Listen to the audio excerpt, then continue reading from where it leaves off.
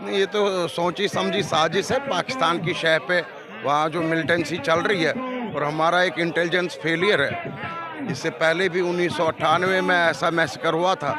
आपको याद हो कि 2000 में छठी सिंहपुरा में कई सारे दर्जनों सिखों को मारा गया था जब अमेरिका के बिल क्लिंटन आए थे। तो आज भी ठीक वही लग रहा है कि जैसे उपराष्ट्रपति आ गए अमेरिका के, तो एक इंटेलिजेंस फेलियर इसलिए मानता हूँ। ये पता होना चाहिए कि पास्ट में क्या हुआ है। तो जब पीछे ऐसी ऐसी घटनाएं घटी हैं और सतर्क रहना चाहिए था। तो पाकिस्तान की शय पे ये सारा कुछ हो रहा है, बहुत दुखद घटना है। टूरिस्टों पे ऐसा हमला पहली बार लगभग हुआ है ऐसे इस तरह से। तो बाकी चुटर पुटर घटनाएं घटती थी, पर एक नरसंहार जो हुआ है ये बहुत बड़ी दुखद घटना है। जो सरकार ने फैसले लिए हैं पाकिस्तान के खिलाफ, क्या वे फैसले बिल्कुल सही रहेंगे पाकिस्तान को मात देने के लिए? नहीं, ऐसा है, एक बहुत लंबी जंग है। आइडियोलॉजी जो है, इकोसिस्टम, ये बहुत बड़ी जंग है 1947 से। हमने बालाकोट किया, हमने उड़ी हमले के बाद सर्जिकल स्ट्राइक करी, आज हम फिर करेंगे। पर ये चलता ही रहेगा। फिर कौन सा रुक गया बालाकोट के बाद? नहीं होना चाहिए था ना फिर। तो ये जब तक LOC को आप बंद नहीं करेंगे, LOC से जो घुसपैठियाँ हैं उनका घुसपैठ बंद नहीं होगा, तब तक ये बहुत मुश्किल है। एक डायरेक्ट सिग्नल जाना चाहिए कि हम ज़्यादा भर्ती करें लोगों को LOC पे, और जितने भी सिविल के लोग हैं वहाँ के जो इस मिलिटेंसी के साथ नहीं है, उनको आप सिक्योरिटी में लगाइए, उनको आप इंटेलिजेंस में लगाइए और इंटेलिजेंस को मजबूत करें। क्या कहेंगे दादाजी, जो जम्मू कश्मीर के पहलगांव के अंदर आतंकवादियों द्वारा भारत के निर्दोष लोग धर्म पूछ के मारे गए? ये बहुत ही अनफॉर्चुनेट है और काफ़ी 30 साल के बाद इस टाइप का हुआ है। ये कंट्रोल करना पड़ेगा, इसमें बहुत काफ़ी मेहनत की ज़रूरत है। हम ये नहीं सोच सकते कि वहाँ सब कुछ ठीक है। उनका क्या मकसद था जो केवल हिंदुओं को ही वहाँ टारगेट किया गया? और किन को करेंगे? हिंदू को ही तो कर ही रहे हैं, पहले से हिंदू को ही कर रहे हैं। ये हमें समझना है कि अभी वैली सेफ नहीं है कि हम लोग सब टूरिस्ट चले जाएं वहाँ। इनको और जगहें बहुत हैं टूरिस्ट के लिए।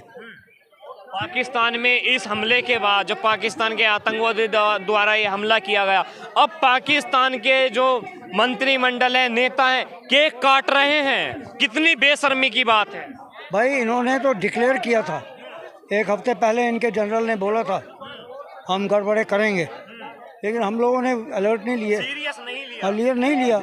हम समझे सब ठीक है, सब ठीक नहीं है। या आप समझ लो सब ठीक नहीं है। हम ये जो बैठे हैं ना कि वहाँ सब ठीक है, नहीं है। अब भारत सरकार को क्या एक्शन लेना चाहिए पाकिस्तान के खिलाफ? नहीं, उसमें हम कुछ नहीं कह सकते। मोदी जी सक्षम है, सक्षम है। अब लोग ये भी कह रहे हैं मोदी जी की जो नीतियां हैं फेल हो गई हैं। फेल हो गई, कोई नीति फेल नहीं हुई। क्योंकि देखिए सवाल तो उठता है, अगर भारत सरकार इतनी मजबूत है। देखो, सवाल उठाने वाले सवाल उठाएंगे। जब कोई चीज़ हो जाती है, रेल का एक्सीडेंट हो जाता है, रेलवे मिनिस्टर जी रिस्पॉन्सिबल है।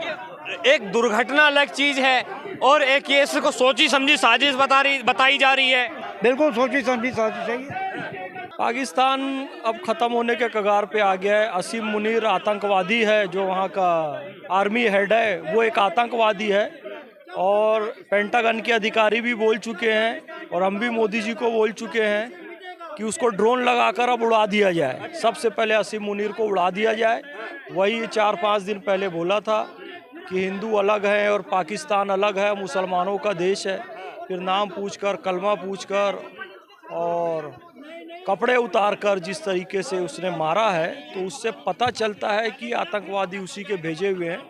अब पाकिस्तान के जो कैबिनेट के अंदर केक काटा जा रहा है, क्या भारत सरकार इतनी कमजोर पड़ गई? वे जश्न मना रहे हैं, जवाब नहीं दे पा रही।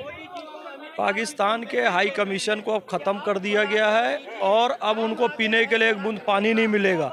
1960 में जो जवाहरलाल नेहरू ने सिंधु समझौता करके सांपों को दूध पिलाना चालू किया था ना, अब वो ख़त्म हो गया है। अब सिंधु नदी का जल झेलम, सतलज, चेनाब, ब्यास, सिंधु हमारी पवित्र नदियां हैं।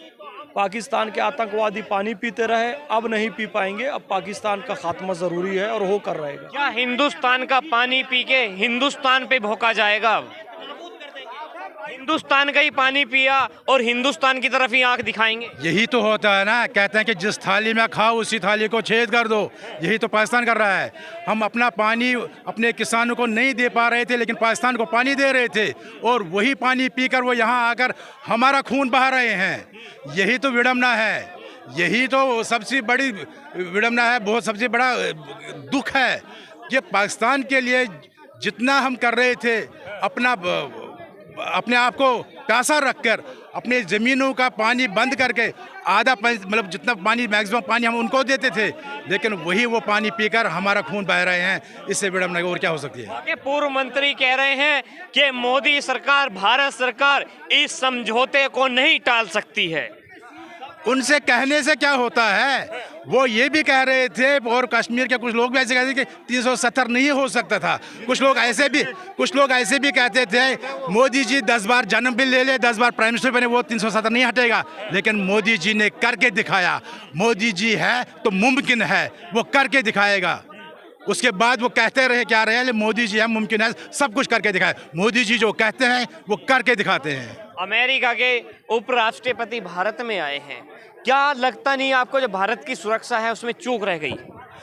नहीं, भारत में जो सुरक्षा की चूक रही नहीं रही वो तो अलग विषय का बात है।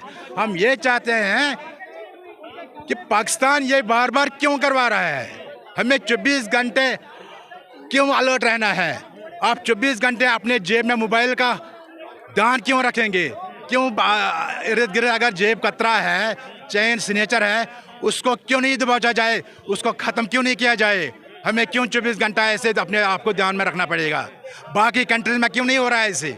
हम ये चाहते हैं कि जो आतंकवाद है, जो पाकिस्तान की जो साजिशें हैं, उनको ख़त्म किया जाए, उनका कमर तोड़ दिया जाए। कुछ लोग ये भी कह रहे हैं भारत की सेना में कमी है 1,80,000 सैनिकों की, और अगर सैनिक पूरे होते तो सुरक्षा में चूक नहीं होती।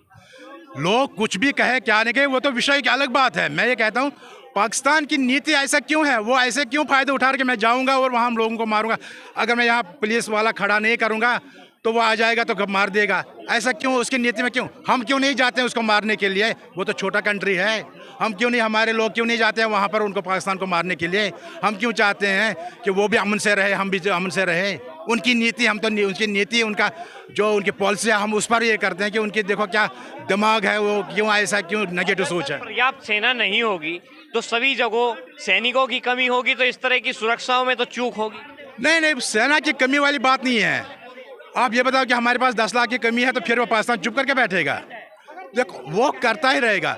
वो चाहे उड़ी से, पूंछ से, मुंबई से या नेपाल से और कहीं कंट्री से, उसको करना ही है। वो कोई ना कोई रास्ता ढूंढता है। वो कभी समंदर से आता है तो कभी जंगल से आता है। क्यों करता है? वो जो मेन दर्द, जो मर्ज है, जो बीमारी है, उस बीमारी को ख़त्म करना है। 370 हटने के बाद भी कश्मीर के ये हालात, 370 हटने के बाद जहां पत्थरबाजी चल रही थी सुबह से शाम तक, जहां कैलेंडर का हड़ताल चलता था, 370 हटने के बाद एक भी पत्थर नहीं चला। टूरिस्ट जाते हैं, पहले 1 करोड़, आज 2.5-3 करोड़ लोग वहाँ। टूरिस्ट भी शहीद कर दिए जाते हैं आतंकवादियों द्वारा।